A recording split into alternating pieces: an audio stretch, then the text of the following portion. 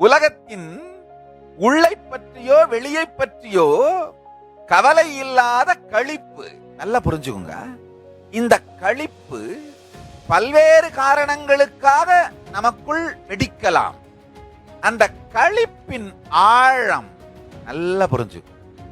பெருமான் எனக்கு அளித்த களிப்பை, ஆனந்த களிப்பை இப்ப உங்க எல்லாருக்கும் ஆசிகளா வழங்குறேன். உங்களுக்கு ரெண்டு விஷயம் புரிஞ்சா போதும். பரமசிவனே நேரா வந்து தான் எங்க சாமி கொடுத்துருக்கு, எங்க சாமி நேரா வந்து எனக்கு கொடுக்குறேன்னு சொல்லிருச்சு, அவ்வளவுதான்டா. இதுக்கு மேல வேற என்னடா வேணும்? பரமசிவமே நேரா வந்து எங்க சாமி கொடுத்துருக்கு, எங்க சாமி நேரா வந்து எனக்கு கொடுக்குறேன்னு சொல்லிருச்சு, இதுக்கு மேல என்னடா வேணும்? இது புரிந்தால் போதும், உங்களுக்குள்ளும் இதே ஆனந்த களிப்பு பொங்கும்.